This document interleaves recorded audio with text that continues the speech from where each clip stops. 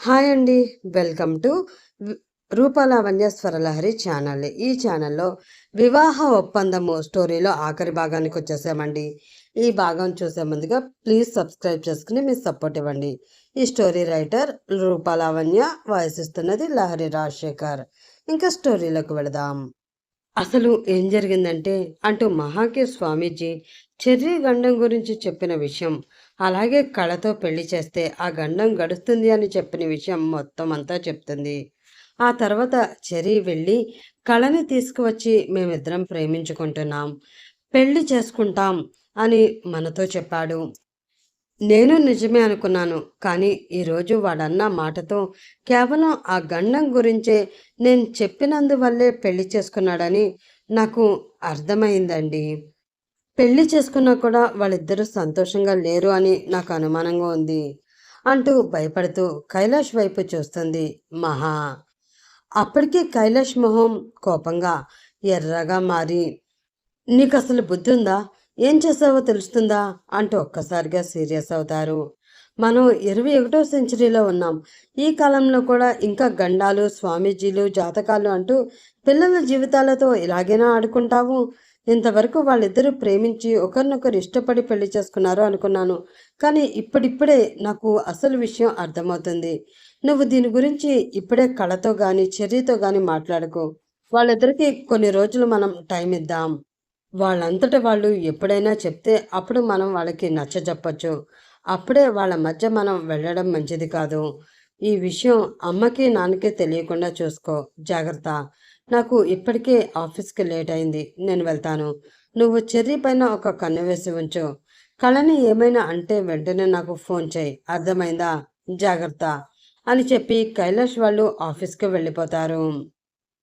రూమ్‌లోకి వెళ్ళిన చెర్రీ, కళ ఒకరితో ఒకరు మాట్లాడుకుంటూ బెడ్‌పై ఇద్దరు చెరో పక్క కూర్చుంటారు. అలా కాసేపు నిశ్శబ్దంగా ఉండేసరికి కళకి ఏదోలా అనిపించి ఏదైతే అదయిందని లేచి నిలబడి చెర్రీ దగ్గరికి వస్తుంది. చెరితేష్ గారు, నేను కొంచెం మీతో మాట్లాడాలి అంటుంది అతని వైపు చూస్తూ. కానీ చెర్రీ ఏమీ మాట్లాడకుండా ఏంటి అన్నట్లు కళ వైపు చూస్తాడు. నన్ను క్షమించండి. కొన్ని కారణాల వల్ల నేను నా గురించి కొన్ని నిజాలు దాచాను. నా పేరు కళ. నాకు అమ్మానాన్నలు లేరు. అనాథగా పెరిగాను. నాకు ఒక ప్రమాదం జరిగినప్పుడు దాని నుంచి కాపాడిన అమ్మాయి చిత్కళ. అప్పటి నుంచి తనే నన్ను చూసుకుంది. నేను కూడా తనలో ఒక అక్కని చూసుకున్నాను. కానీ ఒక 15 రోజుల క్రితం అక్క చాలా భయపడుతూ ఏడుస్తూ నా దగ్గరికి వచ్చి వాళ్ళ ఇంట్లో పరిస్థితుల వల్ల ఇంట్లోంచి వెళ్ళిపోతున్నట్లు చెప్పింది. తనని కొంతమంది రౌడీలు వెంటపడడం వల్ల తనని అప్పటికప్పుడు తప్పించి కాపాడాలని తన డ్రెస్ వేసుకుని తనలాగే పేరు మార్చుకుని నేను ఇక్కడికి వచ్చాను. ఇలా చేస్తే కొన్ని రోజులైనా అక్క గురించి వాళ్ళకి తెలియకుండా హైదరాబాద్ అంతా వెతుకుతుంటారు అని నా ఆశ. అలా ట్రైన్లో మీరు పరిచయం అయ్యారు. అంతే తప్ప మీ దగ్గర నిజం దాచాలని కాదు అంటూ ఏడుస్తూ ఉంటుంది. అలా ఏడ్చేసరికి చెర్రీ ఉండలేకపోయాడు. వెంటనే లేచి తన దగ్గరికి వచ్చి భుజంపై చేయి వేసి, కళ ప్లీజ్ ఏడవకు. అసలు నేను నిన్ను ఏమీ అడగలేదు కదా. నువ్వు ఇవన్నీ చెప్పవలసిన అవసరం ఏముంది? మనది జస్ట్ కాంట్రాక్ట్ పెళ్ళి. నువ్వు ఎవరైనా సరే నాకు పర్వాలేదు. ఇంకా కొన్ని రోజులే కదా, మనం ఇలా ఫ్రెండ్స్గానే ఉంటాం. నువ్వే ఇవేమీ మనసులో పెట్టుకోకు. నాకు ఆఫీస్లో అర్జెంట్ వర్క్ ఉంది, నేను వెళ్తున్నాను. ఏమైనా అవసరమైతే ఫోన్ చేయి అని చెప్పి అక్కడి నుంచి ఫాస్ట్గా వెళ్ళిపోతాడు. చెర్రీ వెళ్ళిపోయాక డోర్ దగ్గరే కింద కూర్చుని గట్టి గట్టిగా ఏడుస్తూ ఉంటుంది కళ. కాసేపు అలా ఏడ్చిన తర్వాత తనలో తానే, నిజమే, మాది జస్ట్ కాంట్రాక్ట్ పెళ్ళి. ఆయనకి నా మీద ప్రేమ లేదు. నేనే ఆయన్ని ఇష్టపడ్డాను. నేను ఎవరైతే ఏంటి, నా పేరు ఏదైతే ఏంటి, ఇంకో 4 రోజుల్లో ఎలాగో ఇక్కడి నుంచి వెళ్ళిపోతాను. ఎప్పటికీ మీకు కనిపించిన చెర్రీ అంటూ అలా ఏడుస్తూనే ఉంటుంది. ఆఫీస్కి అయితే వెళ్ళాడు, కానీ చెర్రీకి మనసులో ఉండదు. కళ ఏడుస్తున్న మొహమే మాటి మాటికి కనిపిస్తూ ఉంటుంది. తనతో అయితే కాంట్రాక్ట్ పెళ్ళి అని అన్నాను, కానీ ఆ విషయాన్ని నా మనసు ఎందుకు ఒప్పుకోవడం లేదు? నాకే ఎందుకు ఇలా అవుతుంది? నా డ్రీమ్ గర్ల్ నా దగ్గరికి వస్తుంది అనే కదా ఇన్ని రోజులు ఎంతమంది నా జీవితంలోకి రావాలి అనుకున్నా గట్టిగా వెయిట్ చేశాను. కానీ ఈరోజు కళని చూశాక నా మనసు ఎందుకు కరిగిపోయింది అంటూ వర్క్ చేయకుండా తల పట్టుకుని కూర్చుంటాడు చెర్రీ. ఈలోపు సత్య లోపలికి వచ్చి, ఏమైందిరా అలా ఉన్నావు, తలనొప్పిగా ఉందా అని అడుగుతాడు. తన మనసులో ఉన్నది తనతో అయినా చెప్పుకుంటే కొంచెం తన మనసులో భారం తగ్గుతుంది అనిపించి ఆ రోజు ఉదయం నుంచే జరిగిన విషయాలన్నీ సత్యతో చెప్తాడు చెర్రీ. నీ జీవితం గురించి డెసిషన్ తీసుకునే హక్కు నీకు మాత్రమే ఉందిరా. మీ మనసుకి ఏమనిపిస్తే అదే చెయ్యి. కానీ నీ వల్ల ఆ అమ్మాయి బాధపడకుండా ఇబ్బంది పడకుండా చూసుకో చాలు అని అక్కడి నుంచి వెళ్ళిపోతాడు సతీ. అందరూ ఇలాంటివే చెప్పి నన్ను ఇంకా కన్ఫ్యూజ్ చేస్తున్నారు, కానీ ఎవరు నాకు సరిగ్గా సమాధానం చెప్పట్లేదేంటి అని మళ్ళీ ఆలోచిస్తూ ఉంటాడు చెర్రీ. లంచ్ టైంకి మహా వెళ్ళి కళాని లంచ్కి పిలుచుకుని కిందకి వస్తుంది. నాకు తినాలని లేదు అని కళ ఎంత అన్నా కూడా బలవంతంగా తీసుకువచ్చి కూర్చోబెట్టి, కొంచెం అయినా తిని చెర్రీకి నువ్వే బాక్స్ పట్టుకుని వెళ్ళాలి అని చెప్తుంది మహా. చెర్రీకి బాక్స్ తీసుకువెళ్ళాలి అని చెప్పిన వెంటనే కళ ఆలోచనలో పడిపోతుంది. ఆయనకి నేనంటే ఇష్టం లేనప్పుడు మాటి మాటికి ఆయన ముందుకు వెళ్ళి కనిపించడం ఎందుకు? నా మనసులోని ప్రేమ పొరపాటున ఆయనకి తెలిస్తే ఆయన ఆస్తి కోసమే నేను ప్రేమ నాటకం ఆడుతున్నానని అనుకోవచ్చు. ఆయనకి ఎంత దూరంగా ఉంటే అంత మంచిది. ఇంకో 3 రోజుల్లో గండం తీరిపోయాక నేను వెళ్ళిపోతాను అని మనసులో అనుకుంటూ, లేదత్తయ్య, ఆయనకి బాక్స్ నేను తీసుకువెళ్ళను. ఎలాగో డ్రైవర్ వెళ్తారు కదా, డ్రైవర్కి ఇచ్చి పంపించండి అంటుంది కళ. మహాకి అర్థమై, ఇలా అయినా వాళ్ళిద్దరినీ ఒక దగ్గరికి ఉంచితే ఒకరి మీద ఒకరికి ప్రేమ కలగవచ్చు, ఎంత దగ్గరగా ఉంటే అంత మంచిది అని, లేదమ్మా నువ్వే తీసుకువెళ్ళు, దగ్గరుండి వడ్డిస్తేనే కానీ వాడు పూర్తిగా తినడు, నా కోసం వాడికి వడ్డించి మళ్ళీ వెంటనే వచ్చాయి, లేదు ఆఫీస్లో వర్క్ ఉంది అంటే అక్కడే ఉండి చెర్రీకి హెల్ప్ చేయి, ఇంట్లో పనులన్నీ నేను చూసుకుంటాను అంటుంది మహా. ఆవిడ చెర్రీ గురించి అంతలా అడిగేసరికి కాదనలేకపోతుంది కళ. సరే నేను తీసుకువెళ్తాను అని చెప్పి ఏదో కొంచెం లైట్గా తిని లేచిపోతుంది. మహా ఇంకేమీ అనలేక చెర్రీకి లంచ్ బాక్స్ రెడీ చేస్తుంది. డ్రైవర్తో చెప్పి కళని ఆఫీస్లో దించమని చెప్తుంది మహా. కళ ఆఫీస్కి వెళ్ళేసరికల్లా చెర్రీ వర్క్ చేయకుండా తన చైర్లో వెనక్కి వాలి కళ్ళు మూసుకుని ఏదో ఆలోచిస్తూ ఉంటాడు. లోపలికి వెళ్ళి, శరతీష్ గారు అని పిలుస్తుంది కళ. ఎప్పుడు అందరూ చెర్రీ అని పిలవడమే కానీ ఇలా తన పూర్తి పేరు పెట్టి పిలిచింది లేనే లేదు. ఒక 2-3 సార్లు మాత్రమే కళ అలా తనని పిలిచింది. అందుకే చరితేష్ అని పిలవగానే టక్కుమని కళ్ళు తెరిచి అటువైపు చూస్తాడు చెర్రీ. మీకోసం భోజనం తీసుకువచ్చాను. ఉదయం కూడా మీరు సరిగ్గా టిఫిన్ చేయలేదు కదా, అత్తయ్య మీకోసం ఫీల్ అవుతున్నారు, రండి మీకు వడ్డిస్తాను అంటుంది కళ. చెర్రీ ఇంకేమీ మాట్లాడకుండా అలాగే అని చెప్పి హ్యాండ్ వాష్ చేసుకుని వచ్చి కూర్చుంటాడు. ఈలోపే కళ ప్లేట్లో అన్నీ వడ్డిస్తూ ఉంటుంది. నువ్వు తిన్నావా అని అడుగుతాడు చెర్రీ. నేను ఇంటి దగ్గర తినే వచ్చాను, మీరు తినండి అంటుంది కళ. నువ్వు ఏమాత్రం తిని ఉంటావో నాకు తెలుసు, నువ్వు కూడా పెట్టుకో, కొంచెం తిందువు గాని అంటాడు చెర్రీ. తనకి అప్పటికే దూరంగా ఉండాలి అని ట్రై చేస్తున్న కళ అలా అనేసరికి కొంచెం కోపం వచ్చి, లేదు నేను తినేశాను, మీరు తినండి అని పక్కకు వెళ్ళి నిల్చుని గ్లాస్ డోర్ నుండి బయటికి చూస్తూ ఉంటుంది. చెర్రీకి ఉదయం తన మాటలకి కళ ఫీల్ అవుతుంది అని అర్థమవుతుంది. నేను అలా అని ఉండవలసింది కాదేమో అని కొంచెం ఫీల్ అవుతూ భోజనం చేస్తాడు. ఈలోపు కళకి ఫోన్ వస్తుంది. అన్నోన్ నెంబర్ అని ఉండడంతో ఎవరబ్బా అని అనుకుంటూ ఫోన్ లిఫ్ట్ చేస్తుంది కళ. ఏంటి కళ, ఏం చేస్తున్నావు, బాగున్నావా అని అవతల వైపు నుంచి ఒక గొంతు వినిపిస్తుంది. బాగున్నాను, మీరెవరండి అని అడుగుతుంది కళ. నన్నప్పుడే మర్చిపోయావా, నీ జాతకం అంతా తెలిసిన వాడిని ఏంటి, అప్పుడే నువ్వు చిత్కళవి కాదు కళవే అని అందరికీ తెలిసిపోయిందంటగా, ఇంకేం భయం లేదు అని అనుకుంటున్నావా, నీది నీ మొగుడిది కాంట్రాక్ట్ పెళ్ళి అని ఇంకా మీ అత్తగారికి మామగారికి తెలియదు కదా, వెళ్ళి చెప్పమంటావా అని అడుగుతాడు అవతల వ్యక్తి. కళకి అప్పటికే చాలా చిరాగ్గా ఉంటుంది. చెప్పుకుంటే చెప్పుకో, నాకేం భయం లేదు. నువ్వేమనుకుంటున్నావు? నువ్వు ఇలా బెదిరిస్తే భయపడిపోతా అనుకుంటున్నావా?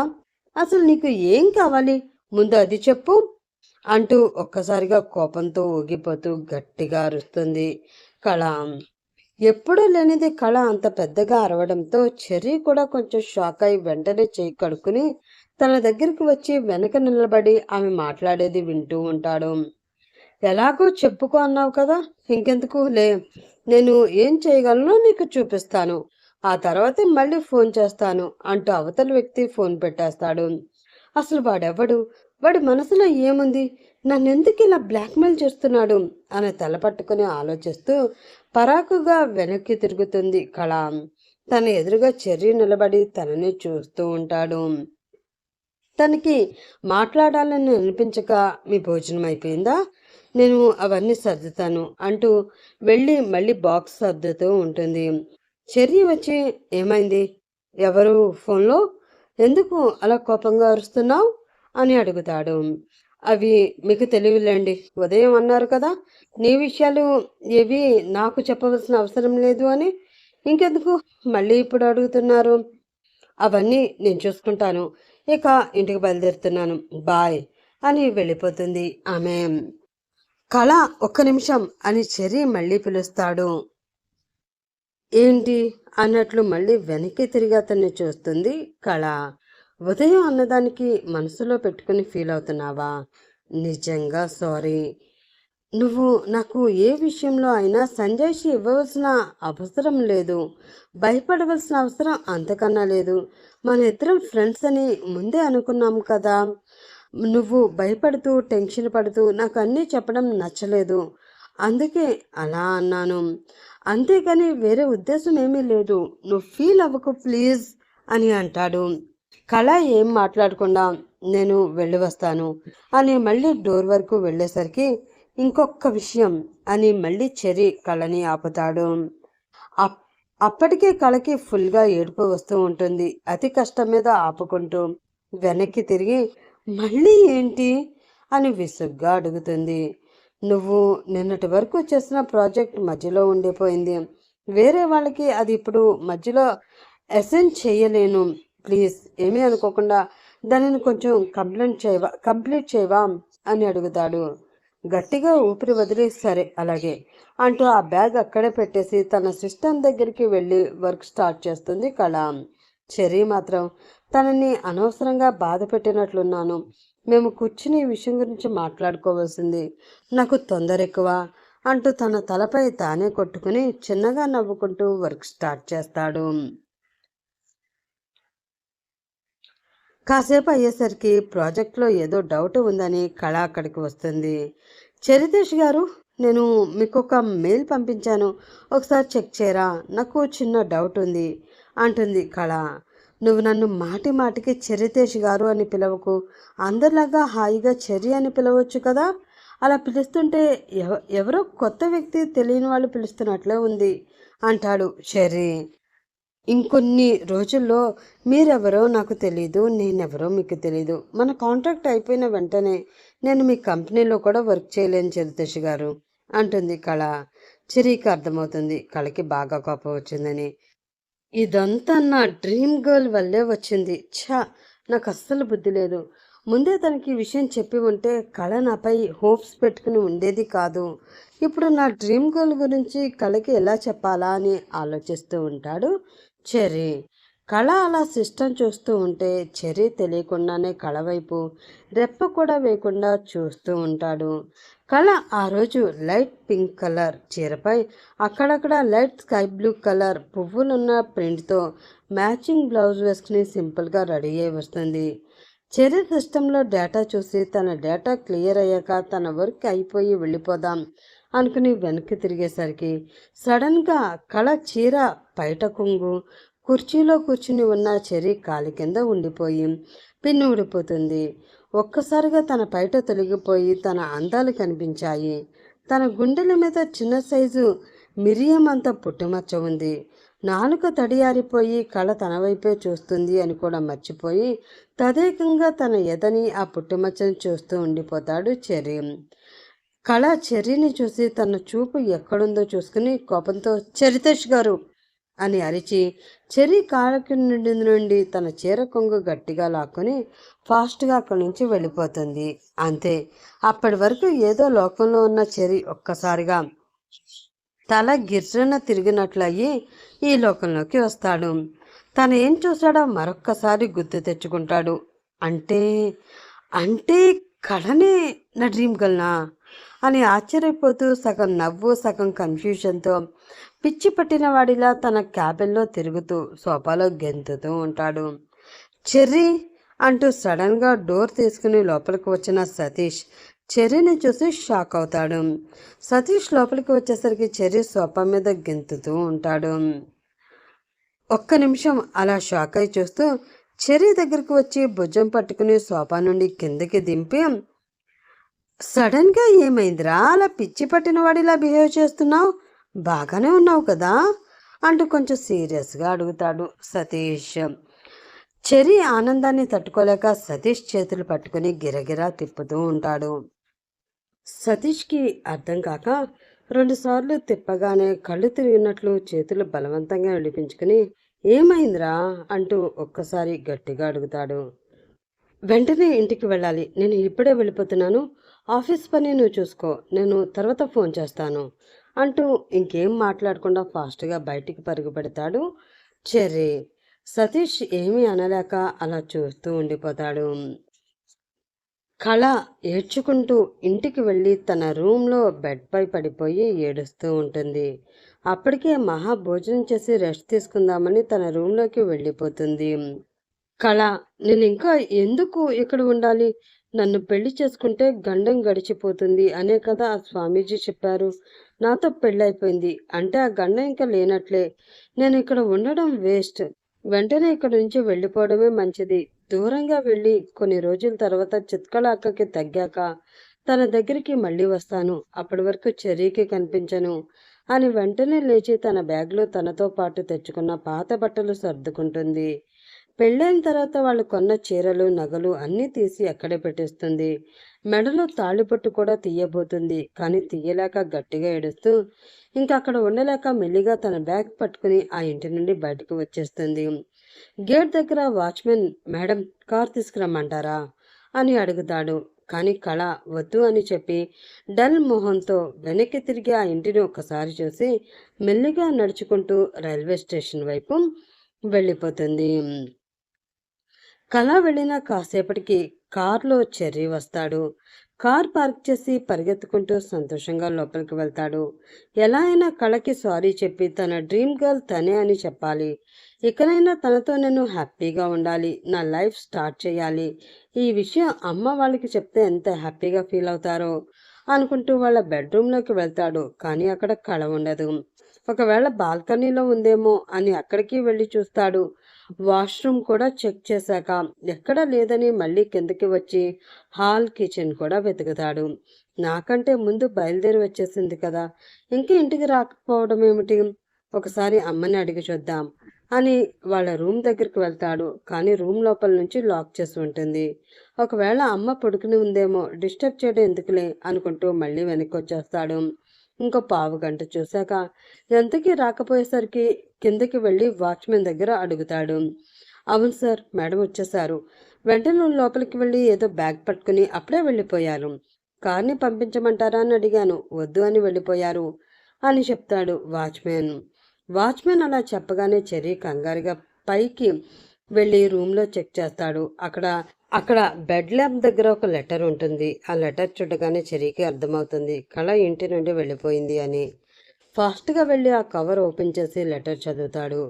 చెర్రీ గారు, మన ఇద్దరిది కాంట్రాక్ట్ మ్యారేజ్, ఒప్పుకుంటాను. కానీ పెళ్ళైన దగ్గర నుంచి ఎందుకో నాకు తెలియకుండానే మిమ్మల్ని ఇష్టపడడం మొదలుపెట్టాను. అది నా తప్పే, నేను ఒప్పుకుంటాను. మీరు కరెక్ట్గానే ఉన్నారు. నాతో పెళ్ళి అయితే మీకు గండం గడిచిపోతుందని చెప్పారు కదా స్వామీజీ. నాతో మీకు పెళ్ళైపోయింది. 6 రోజులు కలిసి ఉన్నాం. ఇంకా గండం గడిచిపోయినట్లే. నేను ఇంకా అక్కడ ఉండడం అంత మంచిది కాదు. మీ పైన నా ఫీలింగ్స్ పెరిగితే నేను ఇంకా ఏమైనా చేయొచ్చు, నా మనసు మారవచ్చు.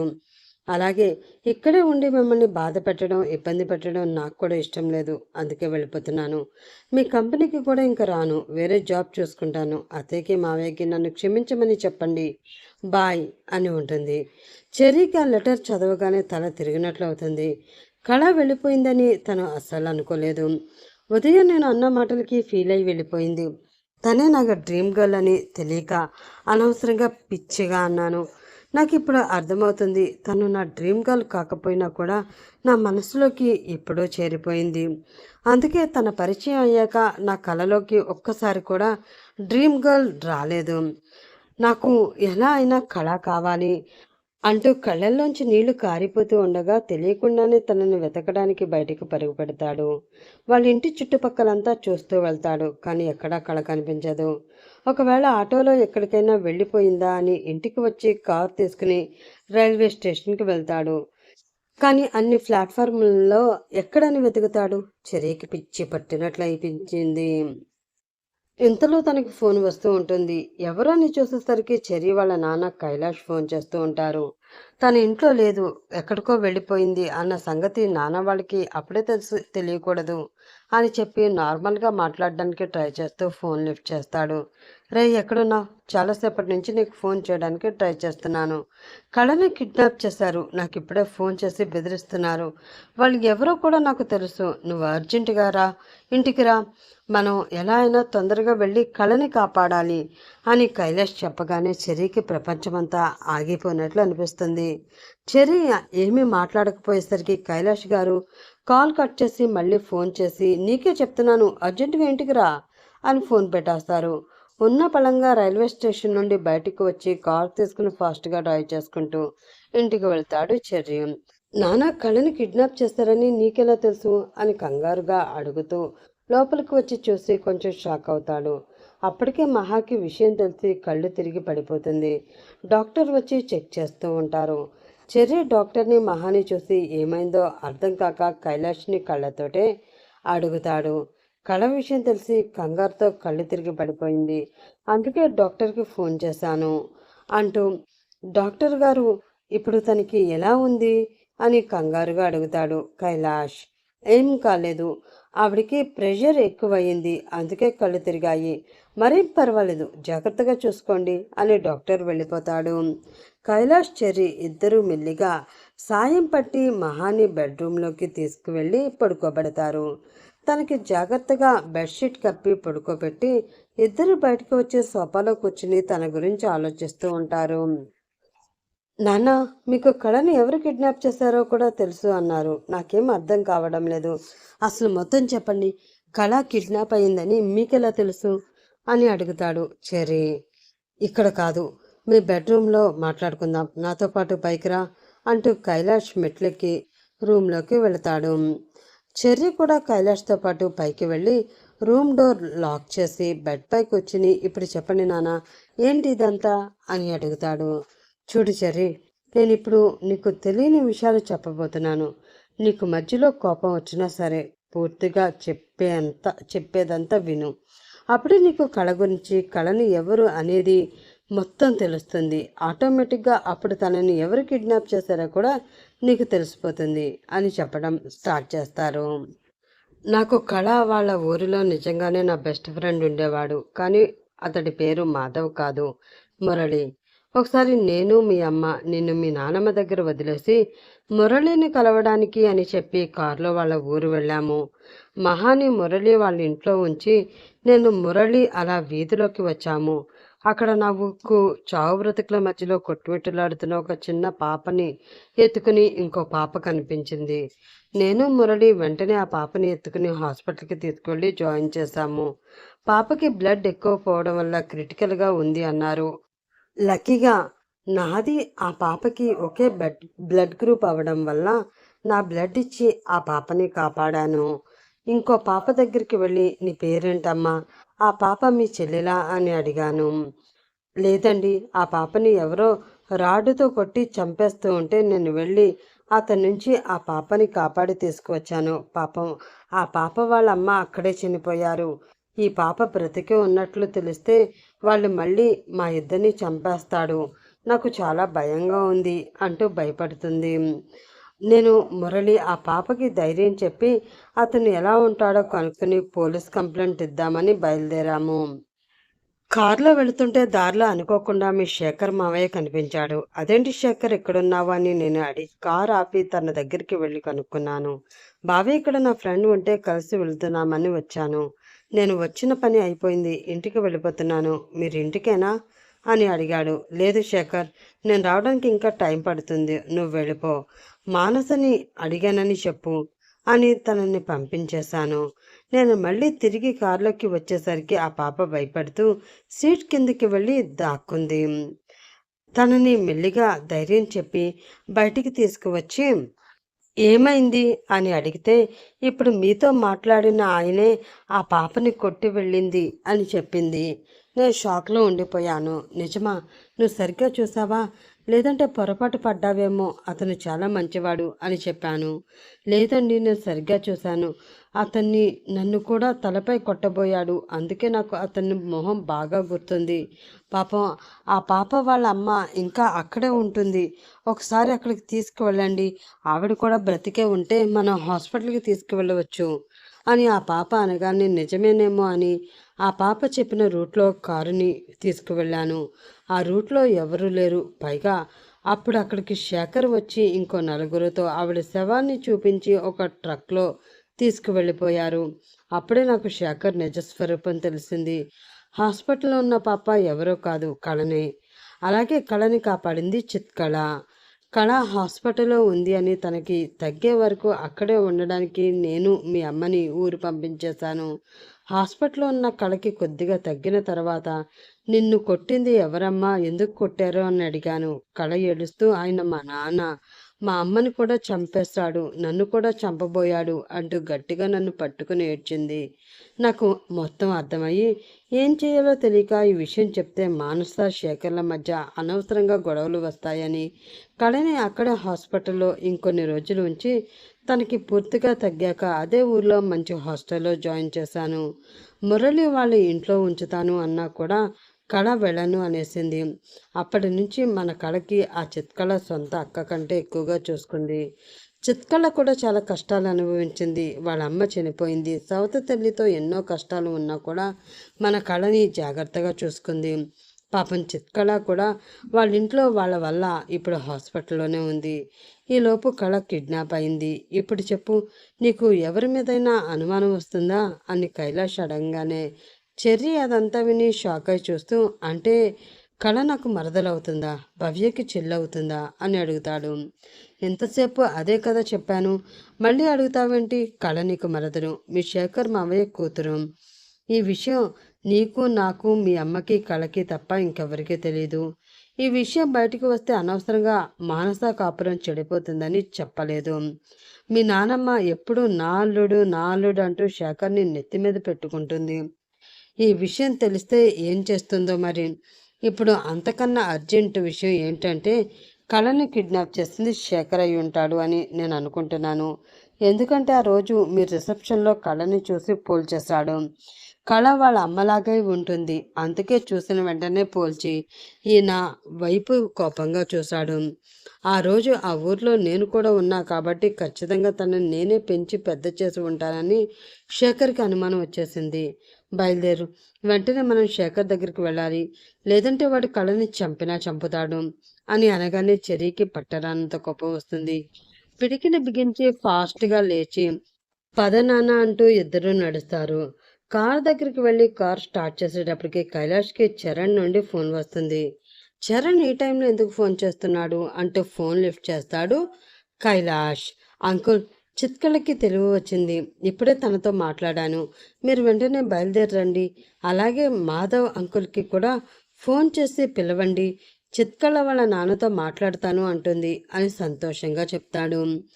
అవునా చరణ్, గుడ్ న్యూస్ చెప్పావు, కానీ నేను కొంచెం అర్జెంట్ వర్క్లో ఉన్నాను, నేను సాయంత్రం వస్తాను, ఓకే కదా చరణ్ అని అంటారు కైలాష్. అలాగే అంకుల్ అని ఫోన్ పెట్టే లోపే చరణ్ని వెనక నుంచి ఎవరో తల మీద గట్టిగా కొడతారు. ఫోన్ ఆన్లోనే ఉండడం వల్ల అమ్మా అంటూ చరణ్ అరుపు కైలాష్కి వినబడుతుంది. చరణ్ చరణ్ చరణ్ ఏమైంది అంటూ ఫోన్లోనే గట్టిగా అరుస్తూ ఉంటారు. కానీ ఏవో అరుపులు వినిపిస్తూ ఉంటాయి, కానీ ఎవరు మాట్లాడరు. కైలాష్కి వెంటనే అనుమానం వచ్చి చెరి వైపు చూసి అర్జెంటుగా హాస్పిటల్కి పోని అని చెప్తారు. అప్పటి వరకు బాగా మాట్లాడిన కైలాష్ సడన్గా కంగారు పడుతూ అలా చెప్పేసరికి ఏదో జరిగి ఉంటుందని చెర్రి కైలాష్ చెప్పిన హాస్పిటల్కి కార్ని ఫాస్ట్గా డ్రైవ్ చేస్తూ తీసుకువెళ్తాడు చెర్రి. కార్ ఆపిన వెంటనే కైలాష్ పరిగెత్తుకుంటూ లోపలికి వెళ్ళి చిత్కళ్ళని ఉంచిన రూమ్కి వెళ్తాడు. అప్పటికే అక్కడ పోలీసులు, నర్సులు, డాక్టర్లు గుమ్ముగూడి ఉంటారు. కంగారు పడుతూ వాళ్ళందరినీ దాటుకుని ముందుకు వెళ్ళిన కైలాష్కి హాస్పిటల్ బెడ్ మీద తల మీద కట్టుతో చరణ్ ఉంటాడు. ఫాస్ట్గా చరణ్ దగ్గరికి వెళ్ళి చరణ్ ఏమైంది, ఎవరు కొట్టారు నిన్ను, చిత్కళ ఎక్కడ ఉంది అని అడుగుతారు. చరణ్ మెల్లిగా కళ్ళు తెరిచి ఆ రమణ ఇద్దరు మనుషులతో వచ్చి నా తల మీద కొట్టి చిత్కళని తీసుకువెళ్ళిపోయారు అంకుల్. నేను మీతో వెనక్కి తిరిగి ఫోన్ మాట్లాడుతున్నాను, లేదంటే ఖచ్చితంగా చూసేవాడిని. నాకు చాలా భయంగా ఉంది. పోలీసులతో చెప్పాను, కానీ వాళ్ళంతా యాక్షన్ తీసుకోవడం లేదు. కొంచెం మీరే చెప్పండి అంటూ బాధపడుతూ ఉంటాడు. అలాగే కంగారు పడుకు, నేను ఇప్పుడే వెళ్ళి మాట్లాడతాను, నువ్వు రెస్ట్ తీసుకో అని చెప్పి కైలాష్ బయటికి వచ్చి అక్కడ ఉన్న పోలీస్ ఆఫీసర్లతో మాట్లాడతారు. తను కైలాష్ గ్రూప్ ఆఫ్ కంపెనీస్కి ఎండి అని చెప్పగానే ఆ ఎస్ఐ అలర్ట్ అయ్యి వెంటనే తను చిత్కళను వెతకడానికి బయలుదేరతాడు. కైలాష్ కూడా మళ్ళీ వెనక వచ్చి ఒకసారి కళా చిత్కళ ఇద్దరిని కిడ్నాప్ చేయడం అనుమానంగా ఉండి ఆలోచిస్తూ ఉంటారు. అయినా కూడా ఫాస్ట్గా శేఖర్ వాళ్ళ ఇంటికి బయలుదేరతారు. కైలాష్ నువ్వు ఇక్కడే ఉండు, నేను లోపలికి వెళ్ళి మాట్లాడి వస్తాను. నువ్వు వస్తే గట్టిగా అరిచి మానసికి అసలు విషయం తెలిసిపోతుంది అని ఆపుతుంటే ఈ టైంలో కూడా వాళ్ళ గురించి ఆలోచిస్తారేంటి నాన్న, నా వల్ల కాదు, నేను కూడా వస్తాను. అతను ఏమైనా అంటే గట్టిగా 4 తన్ని అయినా సరే కళ ఆచూకీ తెలుసుకుందాం పదండి అని చెప్పి ఇద్దరు లోపలికి వెళ్తారు. మానస, భవ్య ఇద్దరు సోఫాలో కూర్చుని టీవీ చూస్తూ ఉంటారు. భవ్య చూసి మావయ్య, బావా బాగున్నారా, రండి అంటూ కూర్చోండి అని సోఫా చూపిస్తుంది. మానస కూడా వాళ్ళని చూసి లేచి నిల్చుని బాగున్నావా అన్నయ్య అని మాట వరుసకి అడుగుతుంది. అవన్నీ తర్వాత మానస, అర్జెంటుగా శేఖర్ ఎక్కడున్నాడో చెప్పు, నేను తనతో మాట్లాడాలి అంటారు కైలాష్. చెర్రి అప్పటికే కోపంతో పిడికిలి బిగించి కళ్ళు ఎర్రగా అయిపోయి ఇల్లంతా స్కాన్ చేస్తూ ఉంటాడు. ఆయన నిన్న అనగా బయటికి వెళ్ళారు, ఏదో క్యాంప్ అని చెప్పారు, ఏ ఊరు అనేది చెప్పలేదు. ఫోన్ కూడా ఇంకో 4 రోజుల వరకు అవ్వదు అని ముందే చెప్పి వెళ్ళారు అన్నయ్య. క్యాంప్ నుంచి అని రాగానే నేను ఫోన్ చేసి మీకు చెప్తాను, వచ్చి మాట్లాడదురు కానీ అని అంటుంది మానస. ముందే ప్లాన్ చేసుకుని వెళ్ళాడనమాట అని. మీ ఆయన నా భార్యని కిడ్నాప్ చేశాడు, తనని కనుక ఏదైనా చేస్తే మావయ్య అని కూడా చూడను, ఇప్పుడే చెప్తున్నా అంటూ చెర్రి వార్నింగ్ ఇస్తాడు. మానస, భవ్య షాక్ అయ్యి ఏంటి అంటున్నారు మీరు అని అంటుంది మానస. అదంతా నేను చూసుకుంటాలే, మీరు కంగారు పడకండి అని చెర్రి చెయ్యి బలవంతంగా పట్టుకుని బయటికి తీసుకువచ్చేస్తారు కైలాష్. ఆగండి నాన్న, వీళ్ళకి ఖచ్చితంగా తెలిసే ఉంటుంది, గట్టిగా అడిగితే వాళ్ళే చెప్తారు అంటూ ఉంటాడు చెర్రి. వాళ్ళు తెలిసినా చెప్పరు, పైగా మనం వచ్చి ఇలా బెదిరించామని వెంటనే శేఖర్కి చెప్తే వాడు అలర్ట్ అయి కళని ఎక్కడికైనా తీసుకువెళ్ళిపోయే ప్రమాదం ఉంది. నా మాట విను, వాడికి సంబంధించిన పాత కంపెనీలు అన్నీ వెతుకుదాం పద అంటూ ఇద్దరు ఫాస్ట్గా కారులో బయలుదేరతారు. కారులో వెళుతుండగా ఎందుకో శేఖర్, రమణల మధ్య ఇద్దరికి లింక్ ఉందా అని డౌట్ వస్తుంది కైలాష్కి. చెర్రి ఏంటి నాన్న ఆలోచిస్తున్నావు అని అడుగుతాడు. రమణ గురించి, చిత్కళ పరిస్థితుల గురించి, తనని కిడ్నాప్ చేయడం గురించి మొత్తం చెప్పి కళ, చిత్కళ ఇద్దరు ఒకసారి కిడ్నాప్ అయ్యారు అంటే నాకెందుకో మీ మావయ్యకి ఆ రమణగాడికి లింక్ ఉందేమో అని అనుమానంగా ఉందిరా అంటారు కైలాష్. అవును నాన్న, మీరు చెప్తుంటే నాకు కూడా ఇప్పుడు అనుమానం వస్తుంది. ఎందుకైనా మంచిది, నాకు తెలిసిన ఫ్రెండ్తో ఆ రమణగాడి ఫోన్ని ట్రాక్ చేయిద్దాం. శేఖర్ మావయ్య ముందే ఫోన్ స్విచ్ ఆఫ్ చేస్తారు కాబట్టి ఆయన ట్రాక్ చేయడం కష్టం. ఆ రమణగాడిది ఒకవేళ ట్రాక్ అయితే అక్కడికి మనం వెళ్తే మనకి కళ చిత్కళ దొరకవచ్చు. మీ దగ్గర ఆ రమణగాడి నెంబర్ ఉందా అని అడుగుతాడు చెర్రీ. నా దగ్గర లేదు, కానీ మాధవరావు గారి దగ్గర ఉంటుంది. ఇప్పుడే ఫోన్ చేసి కనుక్కుంటానుండు అని కైలాష్ మాధవరావు గారికి ఫోన్ చేస్తారు. మాధవరావు గారికి విషయం చెప్తే కంగారు పడతారని ఏమీ చెప్పకుండా ముందు జాగ్రత్తగా ఆ రమణ ఫోన్ నెంబర్ ఇవ్వండి అని అడుగుతారు. ఆయన నెంబర్ ఇచ్చిన వెంటనే చెరి ఇటు ఇవ్వండి నాన్న అని వాళ్ళ ఫ్రెండ్కి ఫోన్ చేసి విషయం చెప్పి నెంబర్ ట్రాక్ చేయమంటాడు. ఇంకొక 10 నిమిషాల్లోనే రమణ నెంబర్ ట్రాక్ చేసి చెర్రీ వాళ్ళ ఫ్రెండ్ అడ్రస్ని చెర్రీకి పంపిస్తాడు. ఆ అడ్రస్ కైలాష్ చూసి షాక్ అవుతాడు. చెర్రీ, ఇది మన కంపెనీ అడ్రస్ నేమ్. ప్రజెంట్ మనం ఆ కంపెనీని రన్ చేయట్లేదు, కానీ ఈ విషయం శేఖర్కి కూడా తెలియదు. మరి ఆ రమణగాడు అక్కడ ఏం చేస్తున్నాడు అని తొందరగా పోని అని గూగుల్ మ్యాప్ పెట్టుకుని ఫాస్ట్గా డ్రైవ్ చేస్తూ ఉంటాడు చెర్రీ. కాసేపట్లోనే ఇద్దరు ఆ కంపెనీకి వెళ్తారు. అది ఆల్రెడీ కైలాష్కి తెలిసిన ఏరియా కావడం వల్ల కొంచెం దూరం వెళ్ళాక షార్ట్ కట్లో తీసుకువెళ్తాడు. కంపెనీకి కొంచెం దూరం ఉండగానే కారు ఆఫ్ చేసి నడుస్తూ వెళ్తారు.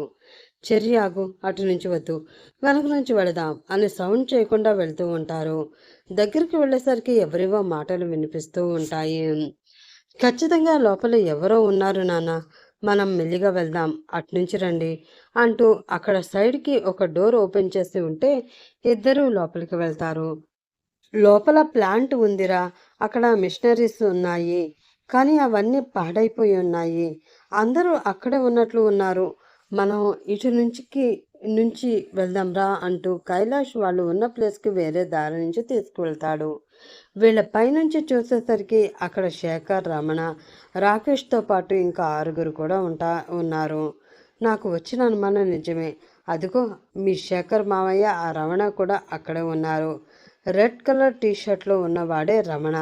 ఇందాక మాధవరావు గారు నెంబర్తో పాటు వాడి పిక్ కూడా పెట్టారు. చిత్కళ కళలన్నీ కూడా ఇక్కడ ఎక్కడో ఉంచి ఉంటారు. మనం జాగ్రత్తగా వాళ్ళని ముందు విడిపించి ఇక్కడి నుంచి తప్పించాలి, ఆ తర్వాత వీళ్ళ సంగతి చూడాలి అని కైలాష్ అంటాడు.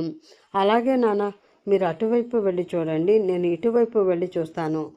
సెల్ వైబ్రేట్లో పెట్టండి, నాకు కనిపిస్తే నేను కాల్ చేస్తాను అని ఇద్దరు చెరోవైపుకి వెళ్ళి కళని చిత్కళని వెతుకుతూ ఉంటారు. చెర్రీ అలా ముందుకు వెళ్ళేసరికి ఒక రూమ్లో కుర్చీకి కట్టేసి చిత్కళ ఉంటుంది.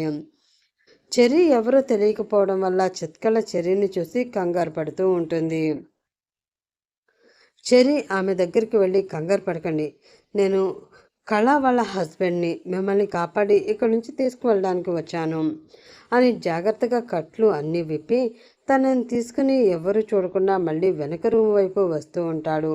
అదే టైంకి కైలాష్ కూడా కళని వేరే దగ్గర చూసి తను కూడా తీసుకుని వస్తూ ఉంటాడు. రాకేష్ వాళ్ళిద్దరిని చూసేసి అందరినీ గోల పెట్టి పిలుస్తాడు. శేఖర్ కైలాష్ని, చెర్రీని చూసి అప్పుడే ఇక్కడి వరకు వచ్చేసారా, మిమ్మల్ని వదిలిపెట్టను అంటూ తన మనుషులతో చెప్పి వాళ్ళిద్దరినీ లాక్కురండి అంటాడు. చెర్రీ, కైలాష్ వచ్చిన మనుషులతో ఫైట్ చేస్తూ ఉంటారు. రమణ, రాకేష్ కళా చిత్కళని మళ్ళీ పట్టుకుని బలవంతంగా వేరే దగ్గరికి తీసుకుని వెళుతూ ఉంటారు. అప్పుడే చిత్కళ చాలా రోజుల తర్వాత కళని చూసి కళ్ళతోనే బాగున్నావా అని అడుగుతూ ఉంటుంది. కళ కూడా చిత్కళను చూసి తెలివి వచ్చిందని సంతోషపడుతూ ఉంటుంది. వాళ్ళు మనుషులందరినీ కైలాష్, చెర్రీ గట్టిగా తన్ని పక్కన పడేస్తూ ఉంటే శేఖర్కి కోపం, భయం రెండూ పట్టుకుంటాయి. ఇలా అయితే కష్టమని చెప్పి వెంటనే తన పాకెట్లోంచి గన్ తీసి కైలాష్కి గురిపెట్టి, ఆగిపోండి, కతిలోరో కాల్చేస్తాను అంటాడు ఒక్కసారిగా. కైలాష్, చెర్రీ ఇద్దరు గన్నుని చూసి ఒక్కసారిగా కొట్టుకోవడం ఆపేస్తారు. వెంటనే వాళ్ళిద్దరిని కొట్టేయండి అని వాళ్ళ మనుషులతో చెప్పగానే వాళ్ళిద్దరినీ శేఖర్ మనుషులు అందరూ వచ్చి తాళతో చేతులు కాళ్ళు కట్టేస్తారు. చూడు బావా, నిన్ను చంపడం నా ఉద్దేశం కాదు. నువ్వు కళను బ్రతికించకుండా ఉండవలసింది. అది నా మొదటి పెళ్ళం కూతురు. ఈ విషయం తెలిస్తే నా పరువు పోతుంది, నీ చెల్లెలు కాపురం కూడా కూలిపోతుంది. అవసరమా ఇదంతా? అల్లుడు, నీకు నా కూతుర్నిచ్చి పెళ్లి చేస్తాను, నా ఆస్తినంతా కూడా నీకు ఇస్తాను, నా మాట విను అంటూ ఉంటాడు శేఖర్ చెర్రీతో. నాకు ఆల్రెడీ పెళ్ళైంది, తను నా భార్య. తనని ఏమైనా అయ్యిందో నేను నిన్ను ప్రాణాలతో వదిలిపెట్టను అంటాడు కోపంగా చెర్రీ. ఆ మాటలన్నీ కళ విని షాక్ అయ్యి, అదేంటి చెర్రీ గారు అలా అంటున్నారు? నిజంగానే ఆయన నన్ను తన భార్యగా ఒప్పుకున్నారా? లేదంటే మా నాన్న నన్ను చంపేస్తారేమో అని అలా చెప్తున్నాడా అని ఆలోచిస్తూ ఉంటుంది. రమణ మాత్రం ముందు ఆ చిత్కళని అయితే చంపేద్దాం శేఖర్ గారు అంటాడు. రే, ఇద్దరిని ఒకసారి చంపేయండి. ఏ, ఆ కళని చంపేస్తే మీరు మెల్లిగా జారుకోవాలని చూస్తున్నారా? మన బాస్ వచ్చేలోపు వీళ్ళిద్దరిని చంపొద్దు అన్నాడు కదా, అందుకే ఉంచాం. కానీ ఇప్పుడు పరిస్థితి చేయి దాటిపోయేలాగా ఉంది. వెంటనే వాళ్ళిద్దరిని చంపేయండి అంటాడు శేఖర్. వాళ్ళ బాస్ అనగానే కైలాష్ చెర్రీ ఒకరి మొహం ఒకరు చూసుకుంటూ ఉంటారు. అంటే వీళ్ళిద్దరూ కాకుండా వీళ్ళిద్దరిని నడిపిస్తున్నది వేరే ఇంకా ఎవడో ఒకడు ఉన్నాడనమాట అని, అది ఎవరో అని ఇద్దరు ఆలోచిస్తూ ఉంటారు. వాళ్ళ మనసు చదివినట్లు శేఖర్, ఏంటి మా బాస్ అనగానే ఎవరు అని ఆలోచిస్తున్నారా?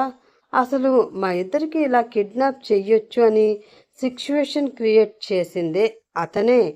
మేము కూడా అతనిని చూడలేదు, అన్నీ మాకు ఫోన్లోనే ఇన్స్ట్రక్షన్స్ ఇస్తున్నాడు. ఇప్పుడు ఇక్కడికి వస్తాను అన్నాడు. మీతో పాటు మేము కూడా చూస్తాం. కానీ నాకెందుకో అతను మీ ఇద్దరిని వదిలి పెడతాడు అని నమ్మకం లేదు. మీ ఇద్దరికి ఖచ్చితంగా అతను బద్ధ శత్రువు అయి ఉంటాడు. అందుకే మిమ్మల్ని అడ్డు పెట్టుకుని మిమ్మల్ని ఏడిపించడానికి ట్రై చేస్తున్నాడు. ఈరోజు మీ ఇద్దరి పని అయిపోయినట్లే అంటాడు శేఖర్ వాళ్ళిద్దరి వైపు కోపంగా చూస్తూ. అంత మనగాడైతే మీ ఇద్దరికి ముందుంచి వాడెందుకు దాక్కున్నాడు? నిజంగా వాడికి అంత ధైర్యం అంటే మా ముందుకి రమ్మను అంటాడు కోపంగా చెర్రీ. ఆహాహా, అతను వస్తే మీ ఇద్దరికి ప్రాణాలు పోతాయి. ఆ విషయం తెలియక ఎగిరి పడుతున్నావు. ఉండు, నీకు అంతలా చూడాలనిపిస్తుంది కదా, ఇప్పుడు అతనికి ఫోన్ చేసి చెప్తాను. మీ ఇద్దరు ఇక్కడికి వచ్చారు అని చెప్పగానే ఇంకా హ్యాపీగా వస్తాడు మిమ్మల్ని ఇద్దరిని చంపడానికి అని తన ఫోన్ తీసుకుని ఇంతకు ముందు తనకి ఏ నెంబర్తో అయితే ఫోన్లు వచ్చాయో ఆ నెంబర్కి కాల్ చేస్తూ ఉంటాడు శేఖర్. అవతలి వ్యక్తి ఫోన్ లిఫ్ట్ చేసి, వస్తున్నాను అన్నా కదా, ఎందుకు అంత కంగారు? నాకు ఫోన్ చేయొద్దు అని ఇంతకు ముందే చెప్పాను కదా, ఇప్పుడు ఏం కుంపలు మునిగిపోయాయని నాకు ఫోన్ చేసావు అని సీరియస్గా అడుగుతాడు. ఎంత తనకి ఇన్ఫర్మేషన్ ఇచ్చి కళని కిడ్నాప్ చేయడానికి ప్లాన్ చేసినా సరే తన మీద అలా అరవడం శేఖర్కి కోపంగానే ఉంటుంది. అయినా కూడా ఏమీ అనలేక, అది ఆ చెర్రీ వాళ్ళ నాన్న కైలాష్ ఇద్దరు ఇక్కడికి వచ్చేసారు. మేము వాళ్ళని పట్టుకుని కాళ్ళు చేతులు కట్టేశాము. ఈ విషయం చెప్పడానికి ఫోన్ చేశాను అంటాడు శేఖర్. షిట్, వాళ్ళ అప్పుడే అక్కడికి వచ్చేసారా? నువ్వు నీ ఫోన్ స్విచ్ ఆఫ్ చేయలేదా అని అడుగుతాడు. నేను నా పర్సనల్ ఫోన్స్ ఎప్పుడు స్విచ్ ఆఫ్ చేసేసాను, కానీ వాళ్ళు ఎలా ఇక్కడికి వచ్చారో నాకు ఇప్పటికీ అర్థం కావట్లేదు అంటాడు శేఖర్. వాళ్ళ పోలీసులకు ముందే ఇన్ఫామ్ చేసి వచ్చుంటారు, అందుకే అంత ధీమాగా మీకు పట్టుబడినా కూడా కామ్గా ఉండి ఉంటారు. అర్జెంటుగా ఆ అమ్మాయిని వాళ్ళిద్దరిని కలిపి ప్యాక్ చేసి వేరే ప్లేస్కి షిఫ్ట్ అయిపోండి. నాకు మీ లొకేషన్ షేర్ చేయండి, నేను డైరెక్ట్గా అక్కడికి వచ్చేస్తాను, అర్జెంటుగా బయలుదేరండి అని ఫోన్ పెట్టేస్తాడు అవతలి వైపు వ్యక్తి. అతను చెప్పింది శేఖర్కి కూడా నిజమే అనిపిస్తుంది. వెంటనే ఫోన్ పెట్టేసి అందరినీ వ్యాన్లోకి ఎక్కించండి, ఇక్కడ నుండి మనం షిఫ్ట్ అవుతున్నాం అంటాడు తన మనుషులను చూసి. అలాగే సార్ అంటూ వాళ్ళందరూ చిత్కళ, కళ, కైలాష్ చెర్రీల నోట్లకి ప్లాస్టర్ వేసి అంటించి బలవంతంగా వ్యాన్లోకి ఎక్కిస్తారు. కానీ ఆ హడావిడిలో కైలాష్ చెర్రీల ఫోన్లన్నీ తీసుకోవడం మర్చిపోతారు. చెర్రీ ఆల్రెడీ తన ఫ్రెండ్కి చెప్పడం వల్ల వాళ్ళ ఫోన్లని ట్రాక్ చేసే ఉంచుతాడు అతని ఫ్రెండ్. అందరినీ తీసుకుని శేఖర్ తన కంపెనీకి తీసుకువెళ్తాడు. అది ఒక దూది కాటన్ తయారు చేసే కంపెనీ. దారిలో వెళుతుండగానే వర్కర్స్ అందరికీ ఫోన్ చేసి అర్జెంటుగా అందరినీ ఖాళీ చేసి వెళ్ళిపోండి అంటాడు. వర్కర్స్ అందరూ సడన్గా అలా చెప్పేసరికి ఇంకేం అనలేక ఖాళీ చేసి వెళ్ళిపోతారు. వీళ్ళు వెళ్ళేసరికి నైట్ అవుతుంది. చీకట్లోనే వీళ్ళందరినీ అక్కడికి వేరు వేరే రూమ్స్లో పెట్టి డోర్ లాక్ చేసేస్తారు. కైలాష్ శరీరాలకి కూడా ఒకరితో ఒకరు మాట్లాడుకోవడానికి లేకుండా వేరే వేరే రూమ్లో ఉండడం వలన ఏం చెయ్యాలా అని ఆలోచిస్తూ ఉంటారు. మిడ్ నైట్ 12 గంటలు ఒక కారు వచ్చి అక్కడ ఆగుతుంది. వచ్చిన అతను బ్లాక్ డ్రెస్ వేసుకుని క్యాప్ పెట్టుకుని మాస్క్ గ్లాసెస్ పెట్టుకుని మొహం అస్సలు కనిపించకుండా జాగ్రత్తగా బయటికి దిగుతాడు. అతను ఎవరు అనేది శేఖర్, రమణ, రాకేష్లకి కూడా తెలియని విధంగా రెడీ అయి లోపలికి వస్తాడు. శేఖర్ దగ్గరికి వెళ్ళి వాళ్ళంతా ఎక్కడ ఉన్నారు అని అడుగుతాడు సీరియస్ టోన్తో. వాళ్ళ నలుగురిని ఒక్కో రూమ్లో పెట్టాము, కాళ్ళు చేతులు కట్టేసి ఉన్నాయి అంటాడు శేఖర్. గుడ్, నాకు కైలాష్ ఉన్న రూమ్ ఎక్కడుందో చూపించండి, చిన్న పని ఉంది అంటాడు ఆ వ్యక్తి. కైలాష్ రూమ్ చూపించగానే శేఖర్ మనుషులలో ఒకడిని తీసుకుని ఆ రూమ్లోకి వెళ్తాడు. డోర్ ఓపెన్ చేసి వెళ్ళగానే కైలాష్ ఆ వ్యక్తి ఎవరో పోల్చడానికి ట్రై చేస్తూ ఉంటాడు. ఆ వ్యక్తి శేఖర్ మనిషి చెవిలో ఏదో చెప్పగా వాడు వెళ్ళి కైలాష్ కుడి చెయ్యి తాడు విప్పి మళ్ళీ ఎడమ చేతిని కుర్చీకి కట్టేస్తాడు. ఆ మాస్క్ వేసుకున్న వ్యక్తి కొన్ని పేపర్స్ పాకెట్లోంచి తీసి ఇచ్చి సైన్ చేయమని కైలాష్తో చెప్పమని చెప్తాడు. కైలాష్కి ఆ పేపర్స్ చూడగానే అర్థమవుతుంది అవన్నీ ప్రాపర్టీ చేంజ్ చేసే ఆస్తి కాగితాలు. నోటికి ప్లాస్టర్ వేసి ఉండడం వల్ల ఏ ప్రశ్న అడగలేకపోతున్నాడు కైలాష్. త్వరగా సైన్ చేయకపోతే చెర్రీని చంపేస్తాను అని చెప్పమన్నాడు ఆ అజ్ఞాత వ్యక్తి. శేఖర్ మనిషి కైలాష్తో అది చెప్పగానే కైలాష్ ఇంకేమీ చేయలేక కనీసం చెర్రీ కళ చిత్కళ ప్రాణాలతో అయినా ఉంటే చాలు అని వాడి చెప్పిన చోటలా సంతకం చేస్తాడు. అజ్ఞాత వ్యక్తి ఆ పేపర్స్ అన్నీ చెక్ చేసి అన్నీ కరెక్ట్గా ఉన్నాయని కైలాష్ని మళ్ళీ కట్టేయమని చెప్పి బయటకు వచ్చేస్తాడు. చెర్రీని ఉంచిన రూమ్లోకి వెళ్ళి కోపంతో చెర్రీని గట్టిగా కాసేపు కొడతాడు. తన కోపం చల్లారాక బయటికి వచ్చేస్తాడు అజ్ఞాత వ్యక్తి. చెర్రీ కూడా అతను ఎవరు అని తెలుసుకోవడానికి ఎంత ట్రై చేసినా తెలుసుకోలేకపోతాడు. మీరు కూడా ట్రై చేయండి, అతను ఎవరో తెలుస్తుందేమో చూద్దాం. నేనైతే అతను సతీష్ అనుకుంటున్నాను, మరి రైటర్ గారు ఏం రాశారో చూద్దాం. రక్తం కారుతూ ఉండగానే కోపంగా తాళాన్ని విడిపించుకోవడానికి ట్రై చేస్తూ ఉంటాడు. వాళ్ళందరినీ చంపేయండి అని అక్కడి నుంచి బయటకు వచ్చి వాళ్ళకి చెప్పేసి కారు వైపు వెళుతూ ఉంటాడు ఆ అజ్ఞాత వ్యక్తి. సడన్గా అక్కడికి చరణ్ ఎవరు చూడకుండా వెనక నుంచి చరణ్ వచ్చి చెర్రీ లోపలికి వెళ్ళి తాళ్ళు మొత్తం విప్పేస్తాడు. చెర్రీ అప్పటి వరకు అణుచుకున్న కోపన అంతటిని గట్టిగా అరుస్తూ బయటికి వచ్చి చూపిస్తూ అడ్డు వచ్చిన శేఖర్ మనుషులు అందరినీ గట్టిగా కొడుతూ ఉంటాడు. చరణ్ వెళ్ళి కైలాష్ కట్లు కూడా విప్పేస్తాడు. కైలాష్, చరణ్, చరితేష్ ముగ్గురు 3 నిమిషాల్లో శేఖర్ మనుషులందరినీ కొట్టి శేఖర్ని, రాకేష్, రమణల్ని కూడా కొట్టి తాళ్లతో కట్టేస్తారు.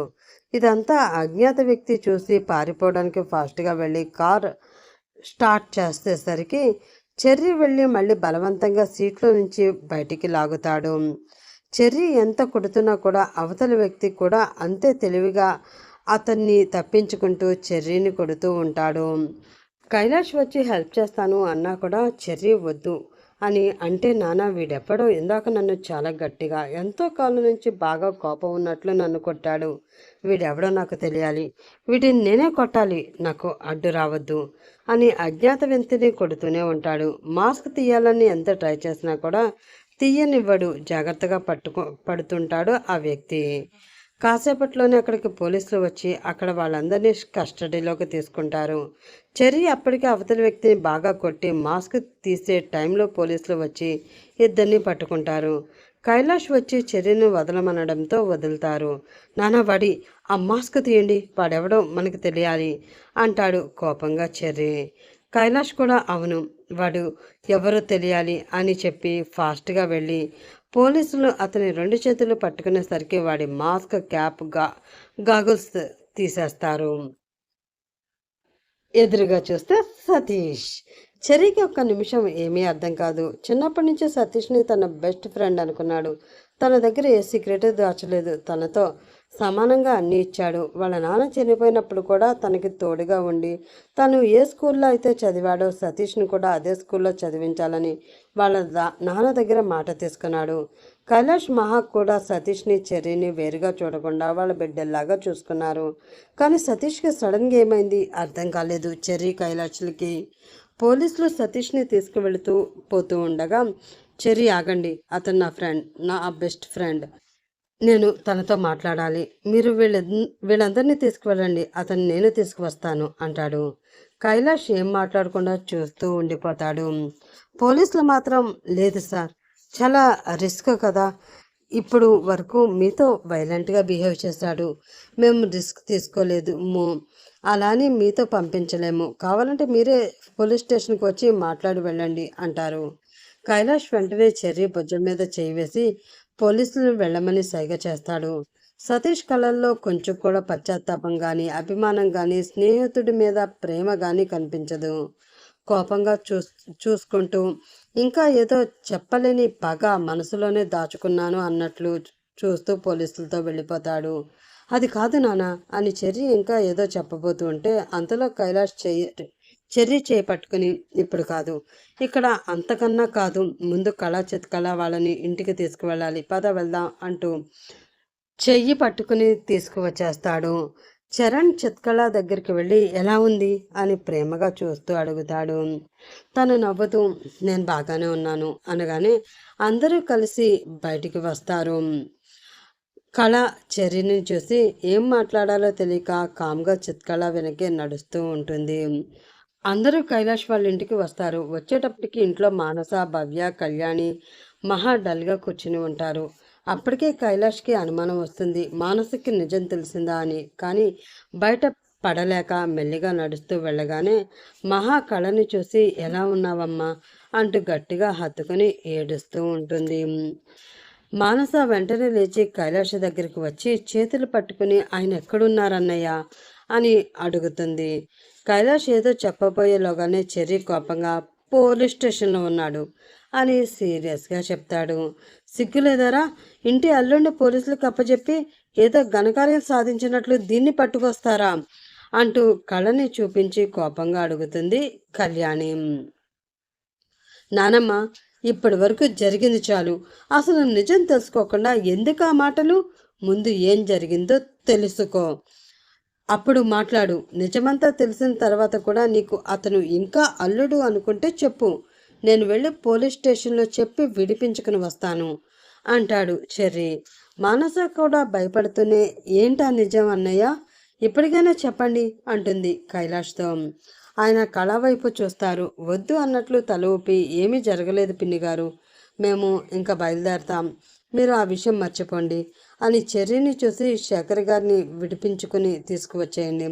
నాకు ఎవరి మీద కోపం లేదు, ఇంకా నేను ఇక్కడ ఉండలేను, వెళ్ళిపోదామని బయటికి వెళ్తే ఇలా జరిగింది. నా వల్ల మీ కుటుంబంలో మనస్పర్ధలు రావడం నాకు ఇష్టం లేదు అని మహా వైపు చూసి అత్తయ్య, నాతో పెళ్లి జరిగింది కాబట్టి ఆయన గండం గట్టెక్కినట్లే, ఇంకా నేను ఇక్కడ ఉండకపోయినా పర్వాలేదు, దయచేసి నన్ను క్షమించండి అంటూ చరణ్ చిత్కళ వైపు చూసి వెళ్దామా అని అడుగుతుంది. కళ్యాణికి వారందరూ ఏమంటున్నారో అర్థం కాకపోయినా తన అల్లుడు తప్పు ఏదో ఉండడం వల్లే ఇదంతా జరిగిందని అర్థమయ్యి కామ్గా ఉండిపోతుంది.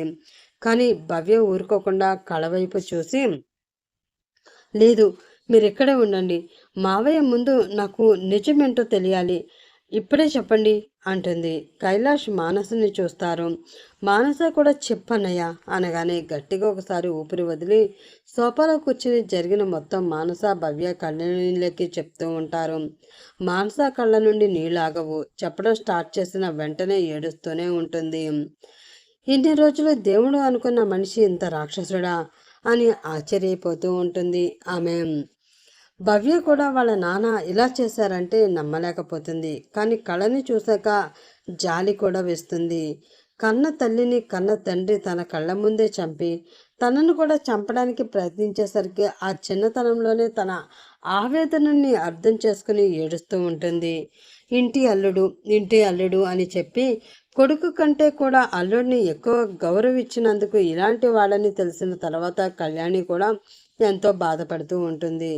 కళ కూడా ఆ ఇంటి వారసురాలే అని తెలిసిన తర్వాత ఎన్ని మాటలు అన్నదో అది గుర్తు తెచ్చుకొని ఫీల్ అవుతూ ఉంటుంది. మీరు ఇలా బాధపడతారని, మీ కుటుంబం విడిపోతుందనే భయపడే ఇంతవరకు నేను ఈ విషయం దాచాను. అతను చేసిన తప్పుకి శిక్ష పడుతుంది, మీరు మాత్రం కంగారు పడకండి, మీకు నేనున్నాను అంటారు కైలాష్. మహాకళ చిత్కళలని తీసుకువెళ్ళి బట్టలు మార్చుకోమని కొత్త చీరలు ఇస్తుంది. నిజంగానే వాళ్ళ బట్టలు చిరిగిపోయి ఉండడం వల్ల స్నానం చేసి మార్చుకుని వస్తారు. అప్పుడే తెల్లవారుతూ ఉంటుంది. టైం 4 అవుతూ ఉంటుంది. నాకు మా నాన్నని చూడాలని ఉంది, ఇంకా మేము బయలుదేరుతామండి అంటుంది చిత్కళ చరణ్ వైపు చూస్తూ. పూర్తిగా తెల్లవారినివమ్మ, ఇప్పుడైతే మీ ఊరికి ట్రైన్స్ బస్సులు ఏమీ లేవు కదా, నేను దగ్గరుండి మిమ్మల్ని పంపిస్తాను అంటారు కైలాష్. అలాగే అంటారు చిత్కళ చరణ్. నేను కూడా వాళ్ళతో పాటు వెళ్ళిపోతాను, దయచేసి నన్ను ఎవరు ఆపొద్దు అంటుంది కళ. అప్పటి వరకు కోపంగా ఉన్న చెర్రీకి ఇంకా ఫ్రస్ట్రేషన్ పెరిగిపోయి కళ చేయి పట్టుకుని అందరి ముందు వాళ్ళ రూమ్లోకి లాక్కని వెళ్ళిపోతాడు. మహా కొంచెం భయపడి కూర్చున్నదల్లా లేచి నిల్చుని వాళ్ళ వెనక వెళుతూ ఉంటుంది. కైలాష్ వెంటనే మహాని ఆపి, మహా వద్దు, వాళ్ళిద్దరు భార్యాభర్తలు, అది వాళ్ళిద్దరి సమస్య, వాళ్ళే పరిష్కరించుకోవాలి, మధ్యలో మనం కలగజేసుకోకూడదు, కాసేపు వెయిట్ చేద్దాం, కూర్చో అని ఆపేస్తారు. రూమ్లోకి వెళ్ళిన చెర్రీ కళని లోపలికి తోసి తలుపు వేసేసి గడియ పెడతాడు. చెర్రీ గారు, మీరేం చేస్తున్నారు, అందరి ముందు ఇలా తీసుకురావడం ఏంటి అంటూ కోపంగా అడుగుతుంది కళ. ఏం నీకు తెలీదా ఎందుకు తీసుకువచ్చాను, వాళ్ళతో వెళ్ళిపోతానంటావేంటి, మన ఇద్దరికి పెళ్ళయింది, నేను ఇంకా నీ మొగుడిని, ఆ విషయం గుర్తుంచుకో, నేను వెళ్ళమన్నా కూడా వెళ్ళడానికి వీల్లేదు, నిన్న కూడా అలాగే లెటర్ రాసిపెట్టి అలా వెళ్ళిపోయావు, ఆ లెటర్ చూడగానే నా గుండె ఆగిపోయినంత పనైంది తెలుసా, పిచ్చివాడిలాగా బస్ స్టాండ్లో రైల్వే స్టేషన్లో నీకోసం చాలాసేపు వెతికాను, ఈలోపు మా నాన్న నన్ను నువ్వు కిడ్నాప్ అయ్యావు అని చెప్పగానే అక్కడే భూమి కింద కూరుకుపోయినట్లు అనిపించింది అంటాడు చెర్రీ. ఎందుకు, నేనంటే మీకు ఇష్టం లేదు కదా, ఇది జస్ట్ కాంట్రాక్ట్ పెళ్ళి అని అన్నారు కదా, ఎందుకు మళ్ళీ నా కోసం వెతికారు, పేడ వదిలిపోయిందని వదిలేకపోయారా అంటుంది కళ. చెర్రీ వెంటనే కళ చేయి పట్టుకుని గట్టిగా ముందుకు లాగి, ఇంకొకసారి ఆ మాట అంటే మొహం పగులిపోతుంది, ఏమనుకుంటున్నావో అంటాడు. కళ ఒక్కసారిగా షాక్ అవుతుంది. చెర్రీని ఎప్పుడు అంత కోపంగా చూడలేదు. ఎప్పుడు డీసెన్సీగా మర్యాదగా మాట్లాడే చెర్రీ ఇప్పుడు ఇలా సైలెంట్గా మాట్లాడడం కొత్తగా అనిపిస్తుంది. ఆ మాటల్లోనే తన మీద ఉన్న ప్రేమ కొంచెం కొంచెం తెలుస్తుంది. కానీ కావాలని తన మనసులో ఏముందో పూర్తిగా తెలుసుకోవాలని ఇంకా రెచ్చగొడుతుంది. ఏం, ఎందుకు కొడతారు, మీరు చెప్పిన మాట మళ్ళీ మీకే చెప్పేసరికి కోపం వచ్చిందా, నేను చెప్పిన దాంట్లో ఏమైనా అబద్ధం ఉందా, అయినా నన్ను కొట్టడానికి మీకు ఏం హక్కు ఉందని అని కళ అనగానే చెర్రీకి ఇంకా కోపం పెరిగి ఒక్కసారిగా కళని గట్టిగా లాక్కుని పెదవులపై ముద్దు పెడతాడు. కళ ముందు షాక్ అయినా వెంటనే దూరంగా జరగాలని ప్రయత్నిస్తుంది. చెర్రీ వదలకుండా ఇంకా గట్టిగా పట్టుకుని తనకి ఊపిరి కూడా ఆడకుండా గాఢంగా ముద్దు పెడుతూ ఉంటాడు. కళకు కూడా ఇంకేం అనుకోకుండా హ్యాపీగా ఫీల్ అవుతూ చెర్రీ షర్ట్ని గట్టిగా పట్టుకుని ఉండిపోతుంది. ఒక 5 నిమిషాల తర్వాత మెల్లిగా వదిలి చెర్రీ కళని చూస్తూ ఉంటాడు. కళ మాత్రం కళ్ళు మూసుకుని ఆ ట్రాన్స్లోనే ఉండిపోతుంది. ఇప్పుడు చెప్పు, నాకు దూరంగా వెళ్ళిపోతావా, ఇంకోసారి నీ నోటి నుంచి ఆ మాట వచ్చినా సరే ఊరుకునేది లేదు, ఇన్ని రోజులు నాకేం కావాలో నాకు తెలియదు, నువ్వు ఇంట్లో నుంచి వెళ్ళిపోయిన రోజే మరుక్షణం నాకు అర్థమైంది నువ్వే నా జీవితమని, నువ్వే నా ప్రాణమని అంటూ తన కలలో కనిపించే డ్రీమ్ గర్ల్ గురించి చెప్తాడు. ఇన్ని రోజులు నా డ్రీమ్ గర్ల్ అంటూ పిచ్చివాడిలా తన కోసం వెయిట్ చేస్తూ ఉండిపోయాను, కానీ నాకు నిన్ననే తెలిసింది నా డ్రీమ్ గర్ల్ నువ్వే అని చెర్రీ కళ చూస్తూ ఉంటాడు. ఆ మాట చెప్పేసరికి ఆశ్చర్యంగా కళ్ళు తెరిచి చెర్రీ వైపు చూస్తూ, నేను మీ డ్రీమ్ గర్ల్ అని మీకు నిన్న తెలిసిందా, కానీ ఎలా, నాకేమీ అర్థం కావట్లేదు అంటుంది కళ. ఇంతకుముందు తన కళలో ఏం కనిపించిందో చెప్పి తను నిన్న ఏం చూశాడో కూడా చెప్పగానే కళకి కోపం, సిగ్గు, సంతోషం అన్నీ ఒకేసారి వచ్చేస్తాయి. సిగ్గుపడి నవ్వుతూ, నీకు అస్సలు కొంచెం కూడా సిగ్గులేదు అంటూ చెర్రీని ఇష్టం వచ్చినట్లు కొడుతూ ఉంటుంది. అలా చూసే కాబట్టే నా డ్రీమ్ గర్ల్ నువ్వే అని తెలిసింది, లేదంటే ఎప్పటికీ తెలియకుండానే ఉండిపోయేది కదా అంటూ కన్ను కొడతాడు. అయితే ఒకవేళ నేను మీ డ్రీమ్ గర్ల్ని కాకపోతే నన్ను వదిలేసేవాడివి కదా అంటుంది మళ్ళీ కోపం తెచ్చుకుంటూ. చచ్చినా వదిలేవాడిని కాదు, అప్పటికి నువ్వంటే నాకు ప్రేమ వచ్చేసింది, కానీ నాదే మట్టిపుర, లేటుగా తెలుసుకున్నాను, సారీరా అంటూ కళని గట్టిగా హత్తుకుంటాడు. కళ కొంచెం భయపడుతూ చెర్రీని కౌగిలించుకొని, నిజంగా నన్ను విడిచిపెట్టి ఎప్పటికీ వెళ్ళవు కదా అంటుంది.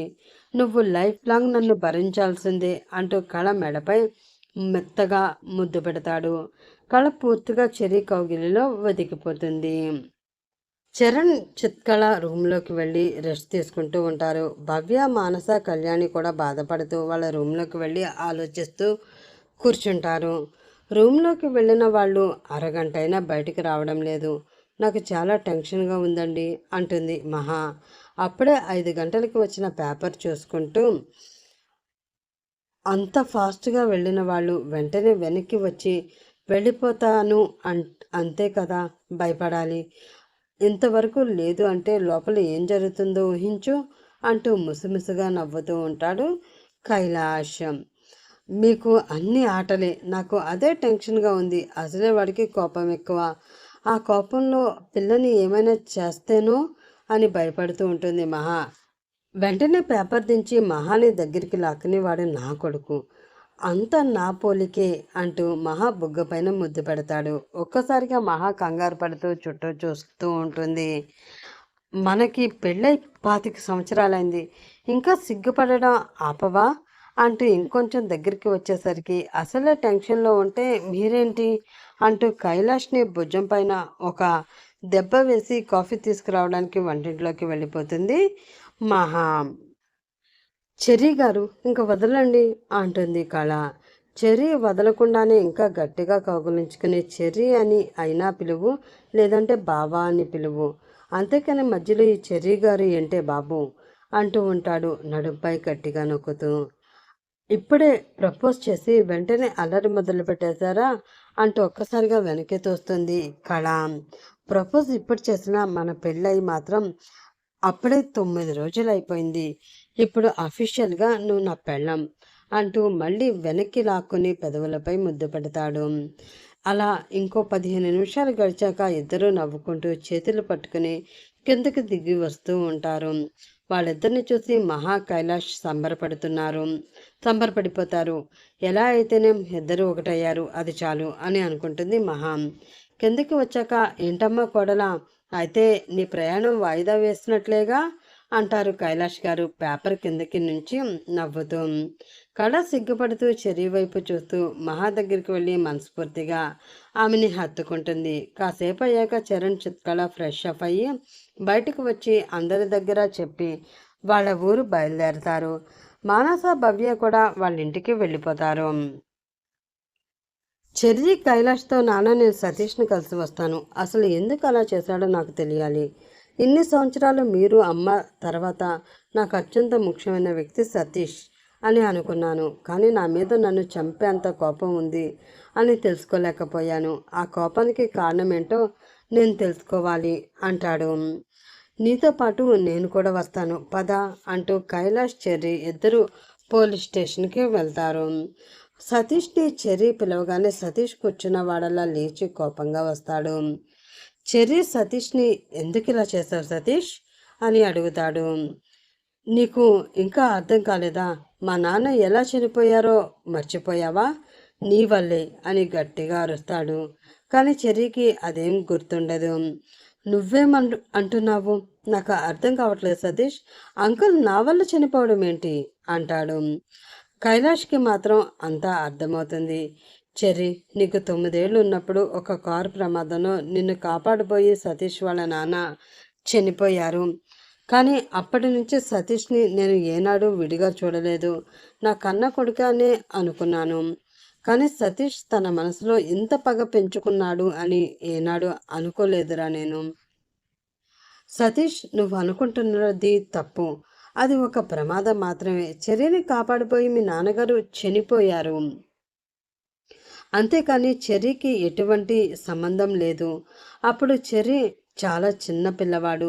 పైగా యాక్సిడెంట్ అనగానే తను స్పృహ తప్పాడు. అందువల్ల అక్కడ ఏం జరిగిందో కూడా తనకి గుర్తులేదు.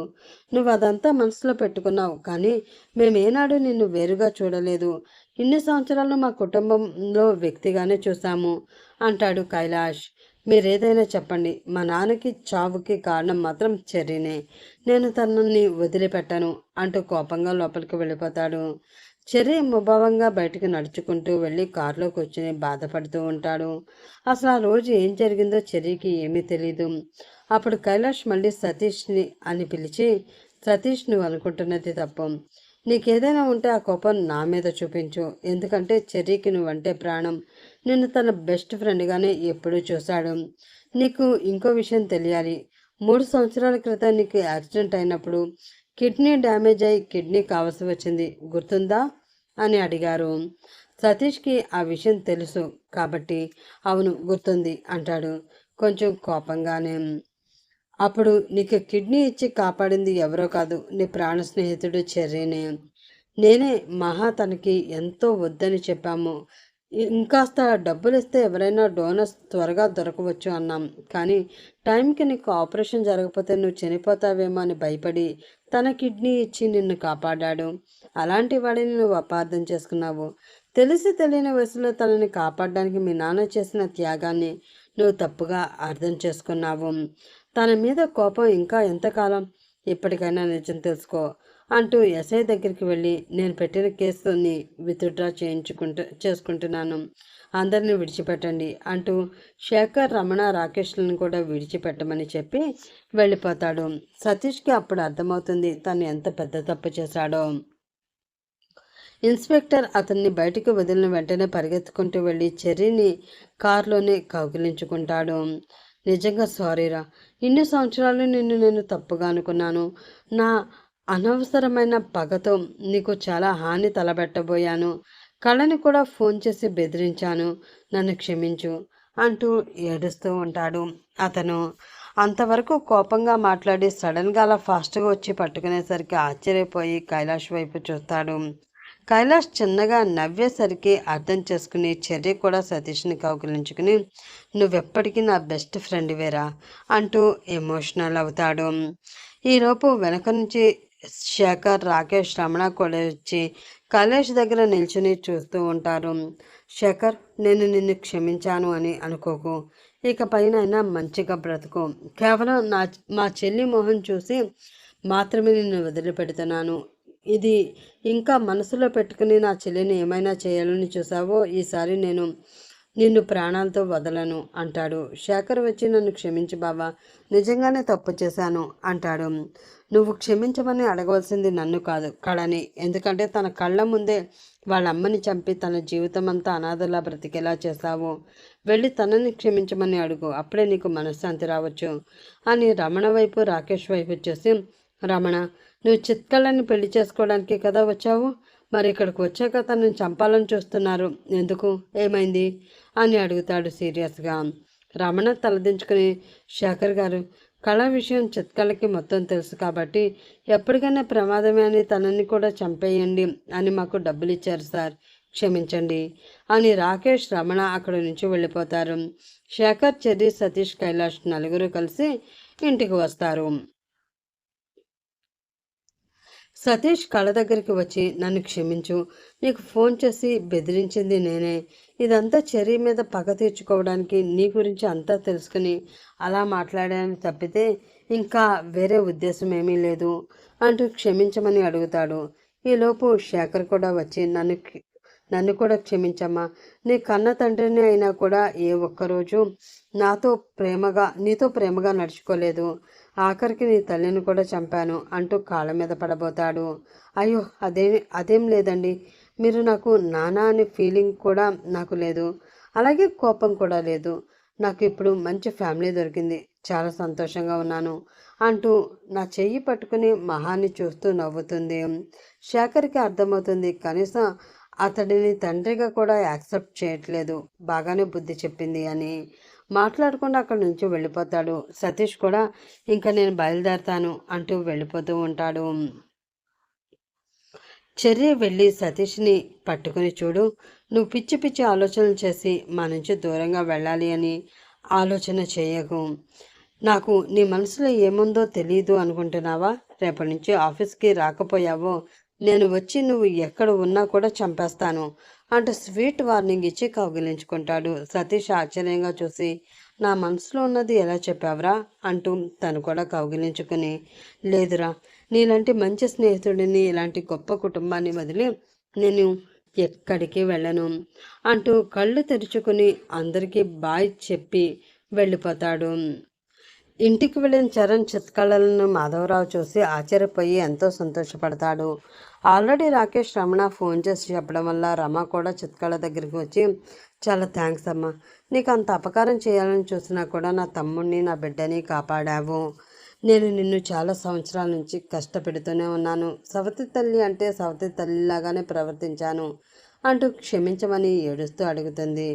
చిత్కళ వెంటనే రమని కౌగిలించుకుని, అదేంటి పిన్ని అలా అంటావు, నాకు అమ్మ తర్వాత నువ్వే కదా, అన్నీ నన్ను ఎప్పుడూ అలా అడగవద్దు అంటూ రమ మారినందుకు సంతోషపడుతుంది. మీ ఇద్దరికీ తొందరలోనే పెళ్లి చేస్తే ఇంకా నాకు సంతోషంగా ఉంటుందమ్మా అంటారు మాధవరావు గారు. చిత్కళ చరణ్ వైపు చూసి తన దగ్గరికి వచ్చి, నా కోసం ఇంత చేసిన నీకు ఏమిచ్చి రుణం తీర్చుకోవాలి అని అన్నను, ఎందుకంటే నా జీవితమే నీది అంటూ సంతోషంగా తన చేతులు పట్టుకుంటుంది.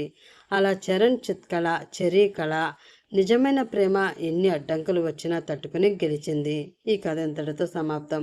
మరొక మంచి కథలో మళ్ళీ రూప గారు మిమ్మల్ని కలుసుకుంటారు. Bye friends, have a nice day.